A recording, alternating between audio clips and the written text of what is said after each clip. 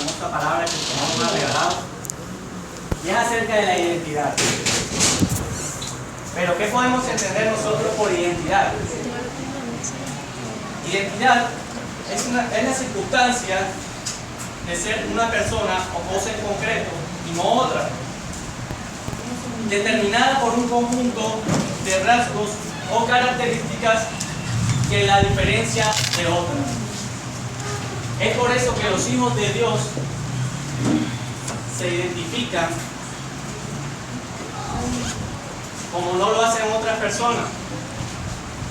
Los hijos de Dios se identifican con Jesús porque es por Él que encontramos salvación. Amén. Acompáñenme a Juan 8, versículo 2.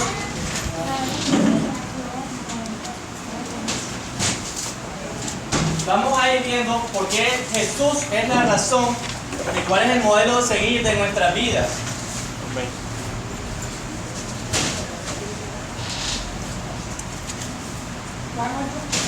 Juan 8, 12.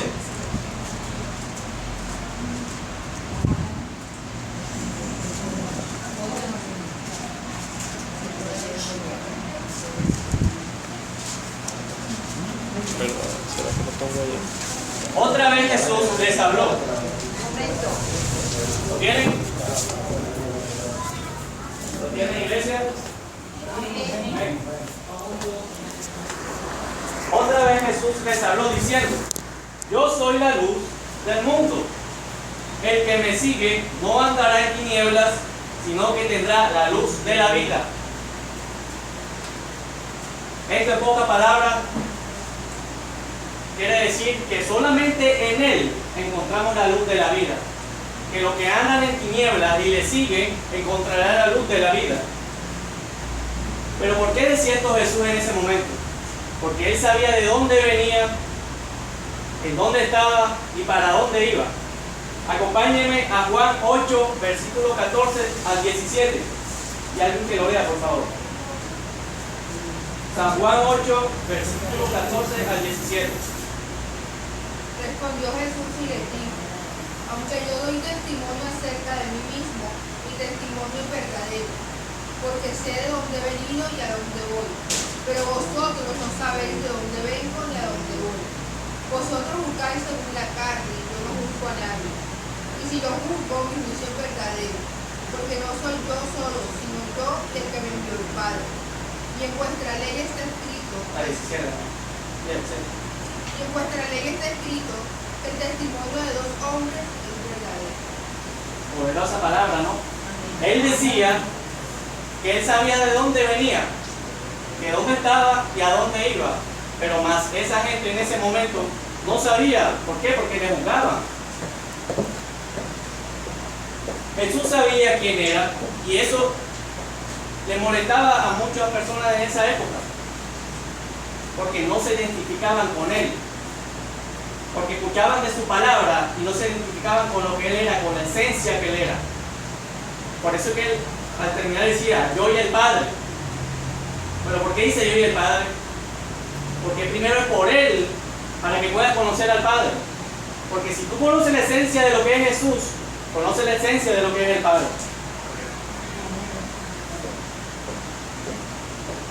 Entonces, en esa época, muchos se rebelizaban contra Jesús, porque Él se proclamaba decir que era hijo de Dios, y eso enfurecía a muchas de esas personas. Pero a Jesús no le importaba lo que la gente dijera. Si hablaba mal de Él o no, eso no le importaba. Él solamente cumplía el propósito de Dios. ¿Y cuál era ese propósito? Predicar su palabra. Él no le importaba la circunstancia en la cual estaba viviendo. Él no le importaba tener plata en el bolsillo. Porque cuando el propósito de Dios se hace o se hace. Pero ¿qué podemos decir del propósito que tuvo Jesús? No fue un propósito fácil. Es un propósito que Él incluso estuvo en agonía. ¿Y por qué les digo eso? Acompáñenme a San Lucas capítulo 22, versículo 41 al 45.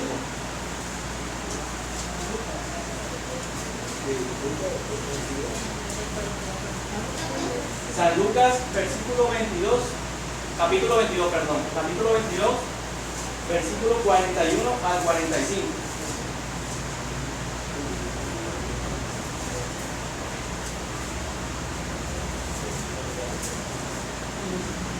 ¿Lo tienen?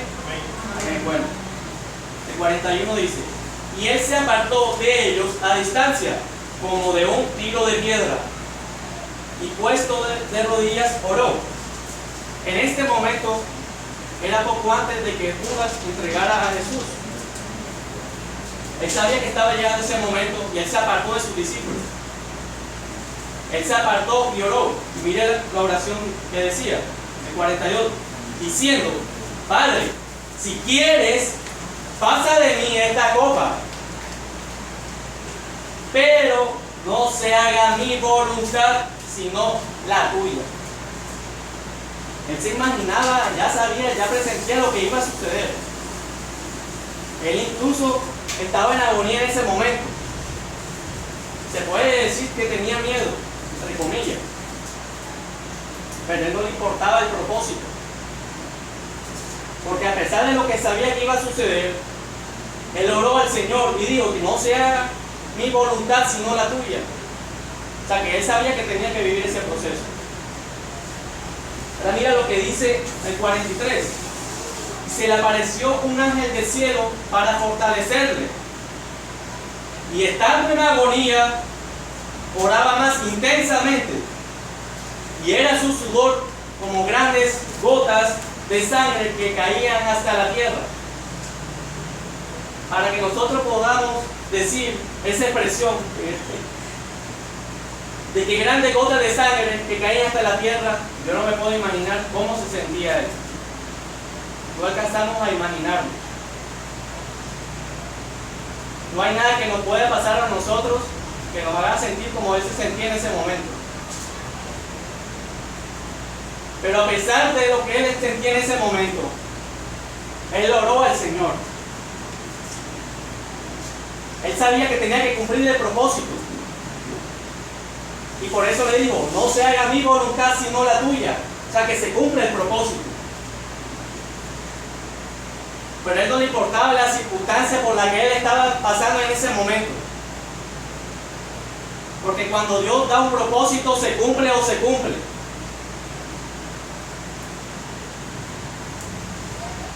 Porque ese era el propósito de Dios. Pero ¿para qué era ese propósito? Acompáñenme a Juan 14, versículos 6 y 7.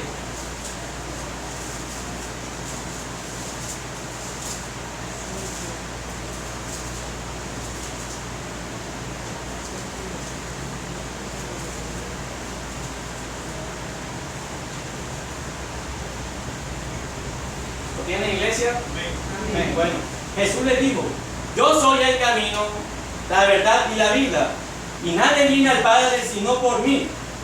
Si me conocieseis, también a mi Padre conocerías, y desde ahora le conocéis y le habéis visto. Era justo y necesario que Jesús pidiera ese propósito. ¿Para qué?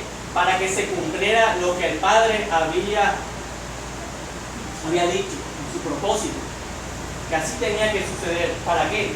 Para que por medio de Jesús encontremos la salvación, para que por Él encontremos el camino de la vida y de la verdad, porque Él es el camino, Él es la vida y Él es la verdad. Y es por eso que dice que yo soy el camino, la vida y la verdad, y nadie va al Padre sino por mí.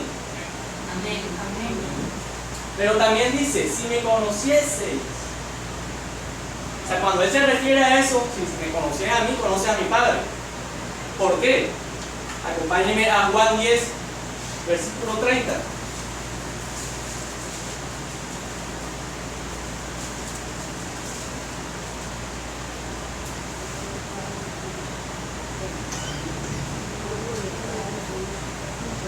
¿Tiene, iglesia?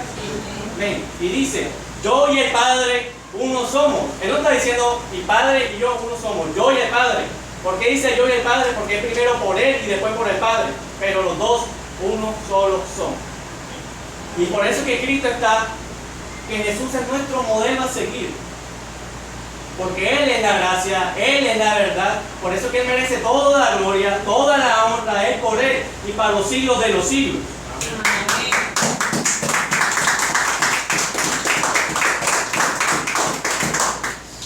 ¿Por qué? Porque desde el principio del mundo, del principio eterno, ya todo eso estaba determinado que iba a suceder.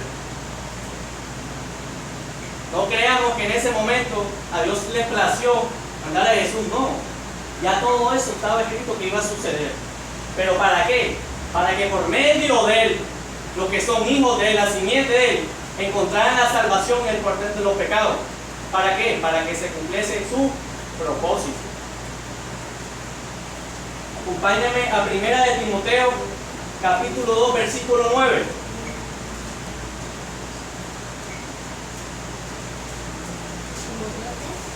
Primera de Timoteo 2, versículo 9.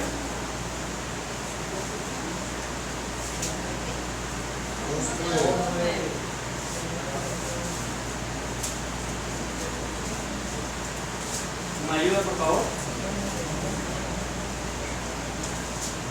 1 Timoteo 2:9. Sí.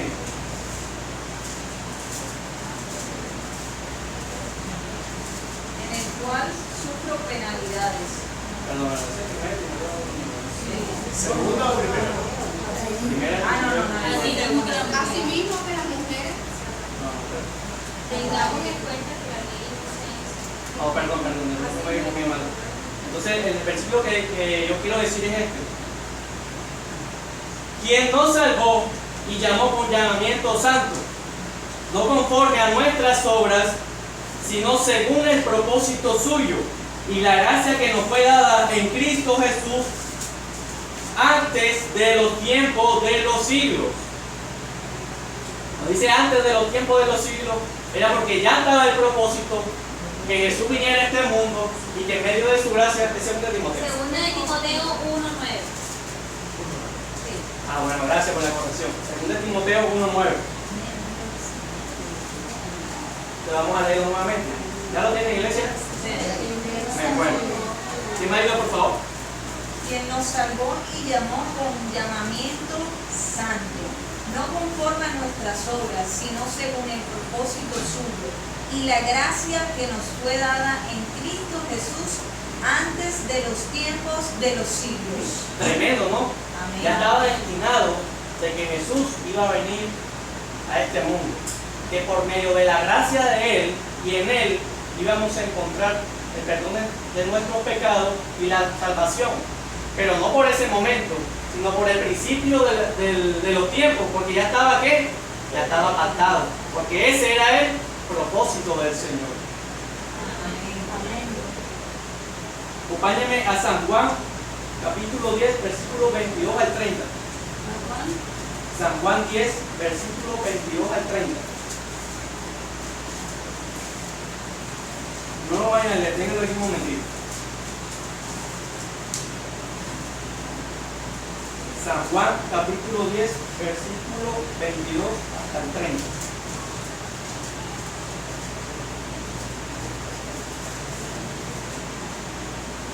En este versículo, Jesús les habla a una persona.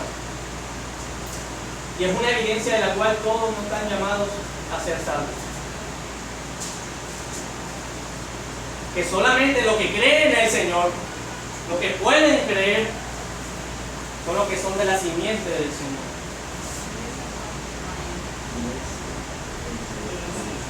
Entonces mira lo que dice. Celebrándose en Jerusalén la fiesta de la dedicación, que era invierno. Y Jesús andaba en el templo por el pórtico de Salomón. Y le rodearon los judíos y le dijeron: ¿hasta cuándo nos turbáis el alma? Si tú eres el Cristo, dínoslo abiertamente. Jesús le respondió: os lo he dicho y no creéis. Las obras que yo hago en nombre de mi Padre, ellas dan testimonio de mí. Pero vosotros no creéis, ¿Por qué? Porque no sois de mis ovejas. Como os he dicho, mis ovejas oyen mi voz y yo las conozco y me siguen.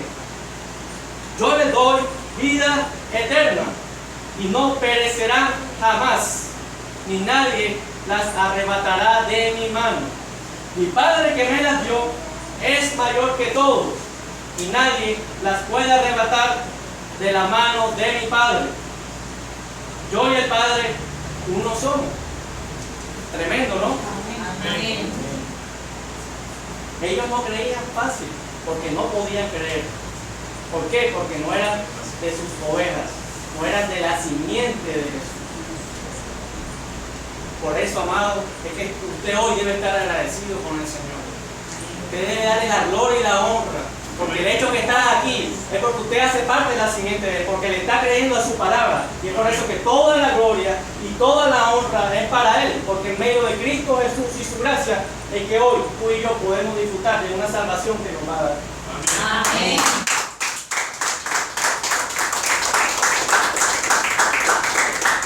Déselo fuerte, amigo.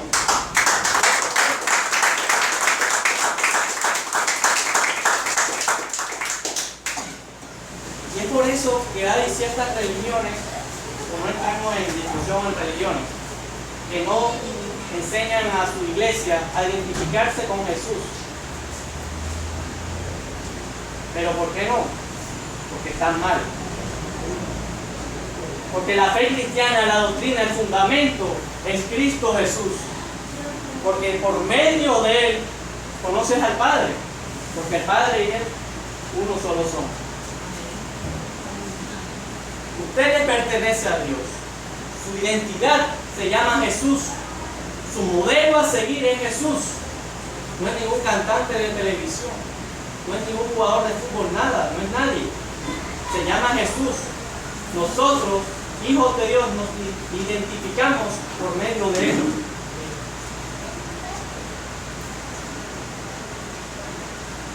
Creyendo esto en usted, usted será capaz de andar por el mundo con la cabeza bien alta,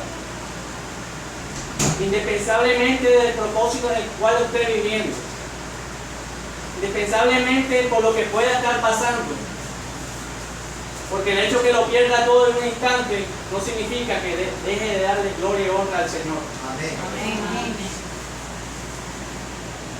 Nosotros todos los días, a cada momento, a cada instante, debemos de glorificar a nuestro Señor. Esto le dará la suficiente fortaleza para enfrentar y caminar bajo el propósito de Dios y el cual tiene para su vida, porque todos vivimos en propósitos. Dios tiene un propósito para nuestra vida y salimos de un propósito y viene otro, y sale otro y viene otro. Siempre vamos a tener propósito. Y es por eso que nosotros debemos seguir ese modelo de Jesús, porque a pesar que Él estaba viviendo ese propósito, a pesar que Él estaba angustioso en ese momento, Él no se apartó del propósito, porque ese era el propósito de Dios. Y mira para qué era ese propósito, ¿no? Tremendo propósito, para que usted y yo hoy estemos predicando su palabra, para que por medio de Él y su gracia encontremos nuestra salvación, que nos fue dada con llamamiento santo desde el principio de los tiempos, no desde ahora, no porque yo le esté hablando ahora, ni por medio de una oración que pueda hacer, desde el principio de los tiempos. Por eso es que ahora adelante, cuando usted esté viviendo el propósito, aunque se sienta agobiado, cansado, usted diga, no me identifico con el propósito, yo me identifico con Jesús, porque por medio de Él encontramos la victoria. Amén. Ahora diga conmigo, más allá de las imperfecciones, Más allá de las imperfecciones, el Señor trabaja en nosotros, nos utiliza en su propósito, a pesar de que nosotros tengamos imperfecciones, a pesar que nosotros nos equivoquemos, a pesar que nosotros podamos cometer pecados. Él tiene un propósito grande para nuestra vida. Lo que pasa es que en el camino Usted se puede equivocar, nadie ha dicho que no, porque solamente perfecto es Dios. Usted se puede equivocar, pero así también usted puede buscar la presencia de Dios por medio de la oración, arrepentirse y buscar nuevamente esa comunión, porque al equivocarse pierde la comunión con el Señor. Tú no tengas la menor duda al pecar, pero es posible doblar rodillas y en medio de la oración que el Señor le restaure para que siga en su propósito.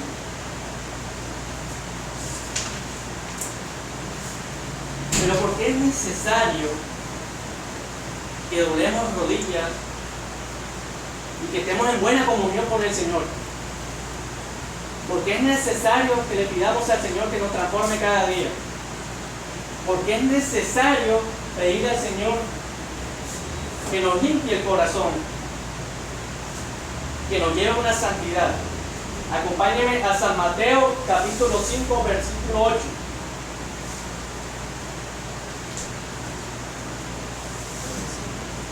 San Mateo capítulo 5 versículo 8.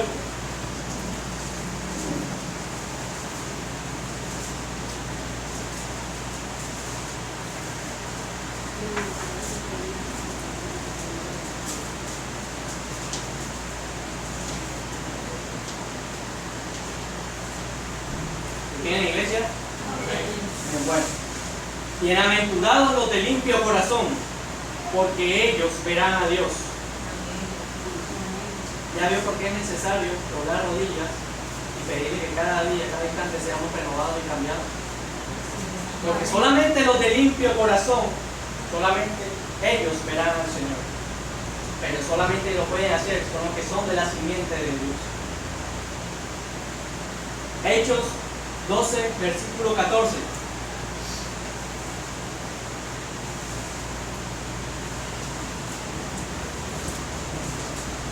Porque es necesario estar en santidad. Aquí también lo vamos a ver.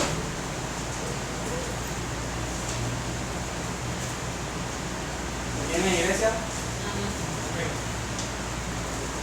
Hechos capítulo 12, versículo 24.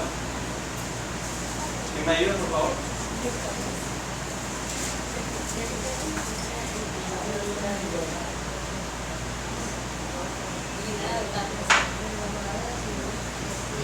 ¿Tienen? Hechos 12, versículo 14.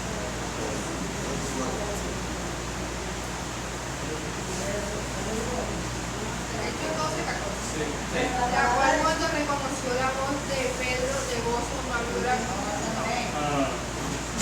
Pero la palabra del Señor crecía y se multiplicaba. Y Bernabé y Saulo, cumpliendo su servicio de los dedos de Jerusalén, llevando también consigo a Juan. 24. No, 14. 14. Bueno, mire, el versículo dice así: seguid la paz con todos. 12, 14. Seguid la paz con todos y la santidad, sin la cual nadie verá al Señor. Seguid la paz con todos y la santidad, sin la cual nadie verá al Señor. Por eso es necesario que nosotros... Bueno, esa no es la 12.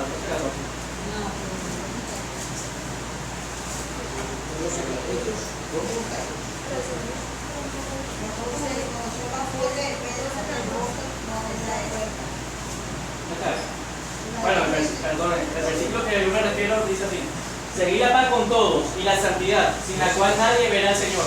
Por eso es necesario estar en santidad con el Señor. Por eso es necesario que nosotros andemos en comunión con el Señor. Por eso es necesario que nuestro corazón esté limpio para con Dios. Por eso es que todos los días de nuestra vida, y vuelvo y les digo, tenemos que tener una comunión con el Señor. Pero todo eso es posible mediante la oración, en la cual nos encontramos con Él. ¿Para qué? Para que seamos renovados cada instante de nuestra vida. Porque nosotros vivimos de propósito en propósito, pero es necesario todo eso. Pero ustedes dirán, pero qué difícil es. Pues déjame decirte que no es difícil.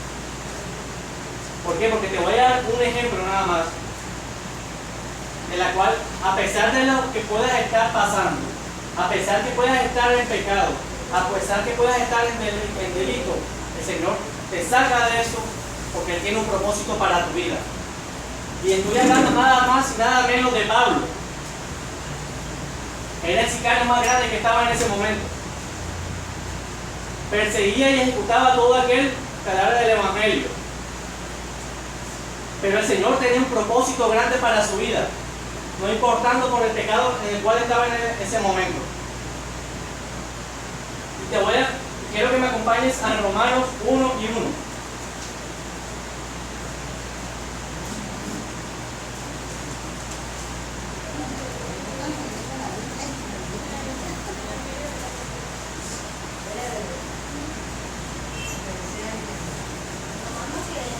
Uno.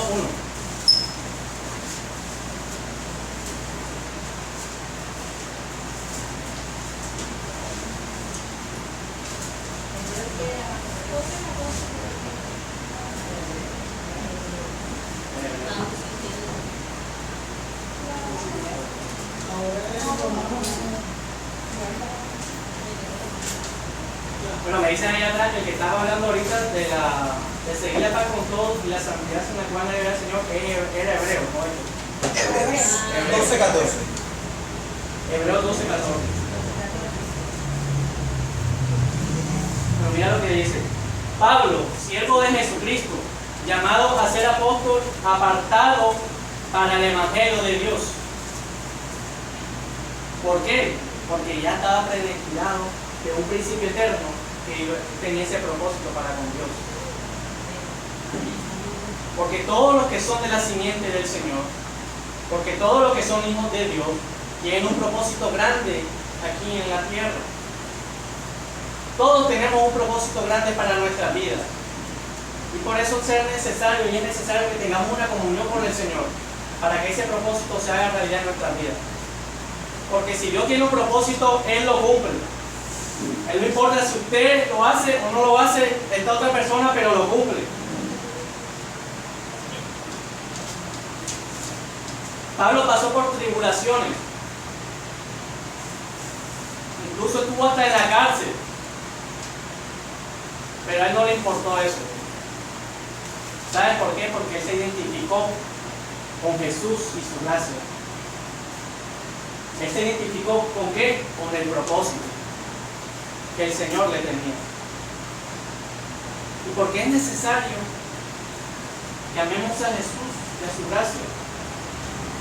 Efesios 6:24. Si quiere anote, yo le digo: la gracia sea con todos los que aman al Señor Jesucristo, con amor inalterable. Amén. La gracia sea con todos los que le aman a nuestro Señor Jesucristo, con amor inalterable. La palabra inalterable quiere decir que no cambia. Que sea lo que sea, así es. Que nada lo puede ni subir ni bajar. Que no se modifica, ni nadie lo puede modificar. Así es el amor que nosotros tenemos que tener a nuestro Señor. Que a pesar del propósito que estemos viviendo, que a pesar de la tribulación que podamos estar viviendo, siempre alcemos las manos y amemos a nuestro Señor. Porque nuestro amor hacia Él no puede cambiar. Porque nuestro amor hacia Él no depende de las cosas que tengamos. Porque el amor hacia Él no depende de las cosas que puedas obtener. Porque el amor hacia Él no depende de los fracasos que puedas cometer o que puedas tener. Por eso es que la palabra específicamente dice inalterable, que nada lo modifica, tanto sea malo como bueno. Siempre tienes que amar al Señor, siempre tienes que alabarlo y siempre tienes que darle la gloria y la honra. Amén. Amén.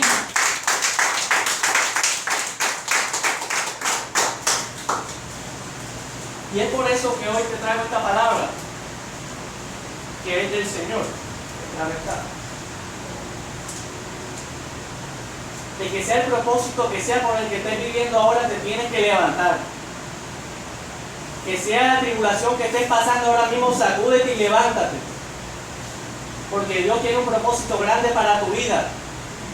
Pero tienes que ser, ¿qué? Diligente. Y hacer lo que el Señor te ha mandado a hacer. Es predicar su evangelio. El Señor nos ha mandado a dar clases motivacionales ni prédicas motivacionales a nadie. Esos son para el mundo, que creen solo en la motivación, mas no creen en la esencia de la palabra y su gracia, que es Jesús.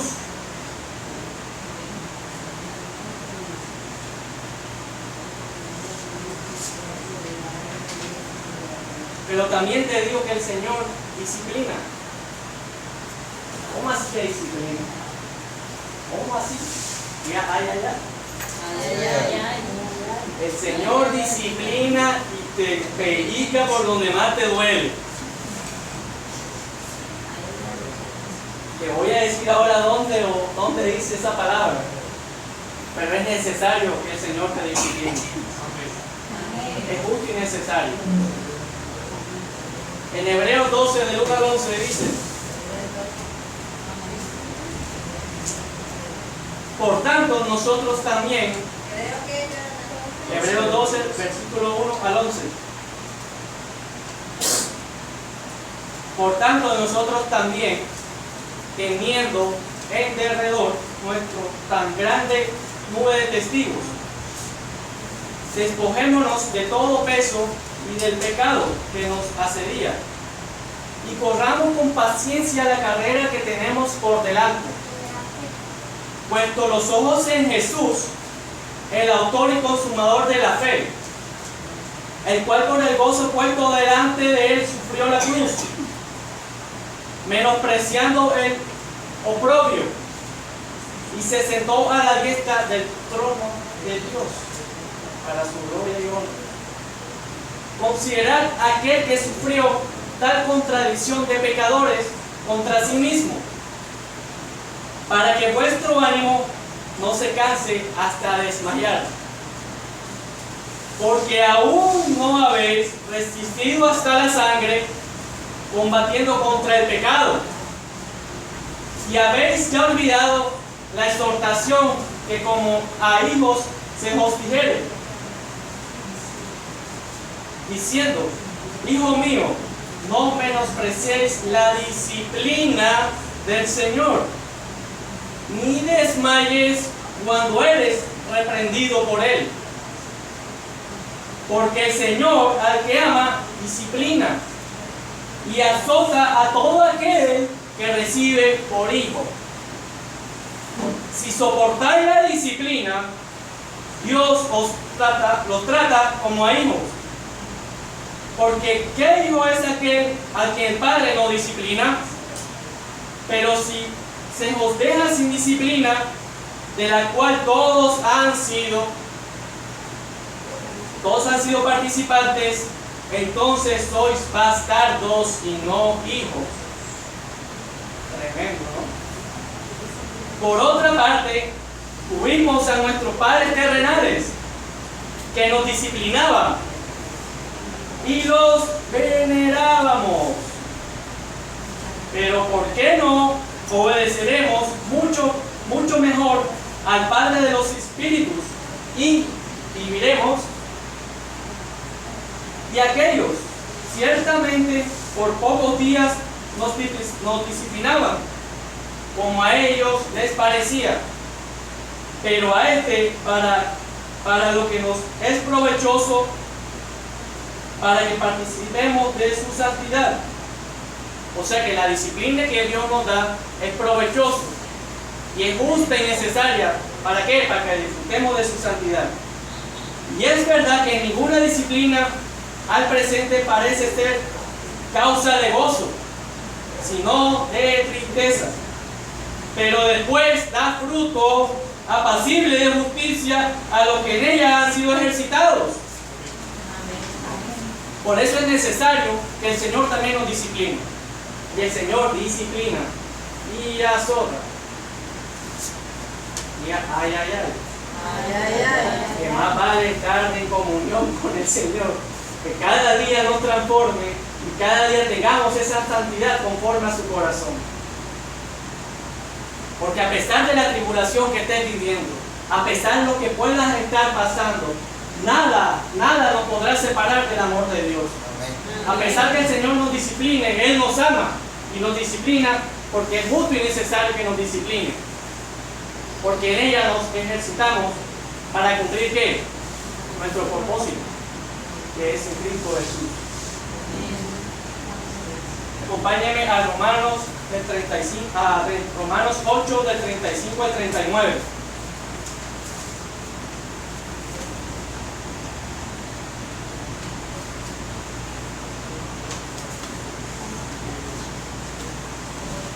Romanos 8 del versículo 35 al 39.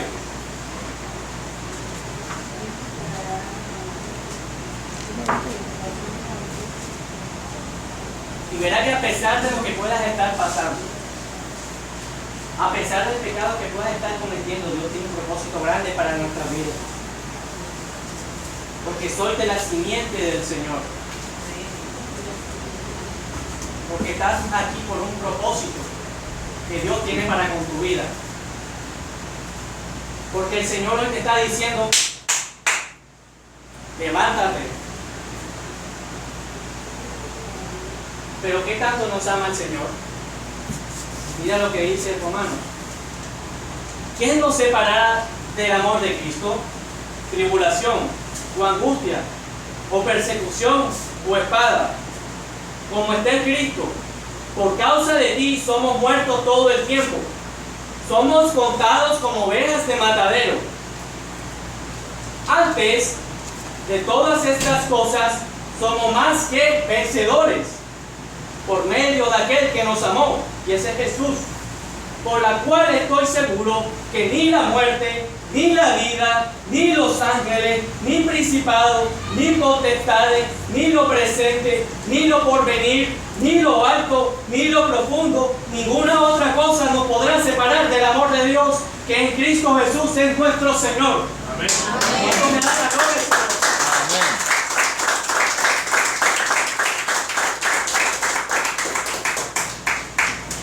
Por eso es justo y necesario que el Señor nos discipline. Porque el hecho que nos discipline no significa que no nos ama, sino al contrario. Porque es justo y necesario que te discipline. Así que a veces, no todas las veces es culpa del diablo. Ya está echándole la culpa al diablo de lo que te pueda suceder. Ese es Satanás. Satanás no tiene potestad sobre tu vida. Más bien mira, analízate qué estás cometiendo. ¿En qué te estás equivocando? ¿Por qué te estás apartando del propósito del Señor? Para que el Señor no te discipline. Por eso es que el centro de nuestra vida tiene que ser Jesús. Nuestros pasos tienen que ser guiados por Jesús y en su palabra, en su gracia. Es el fundamento de nuestra fe.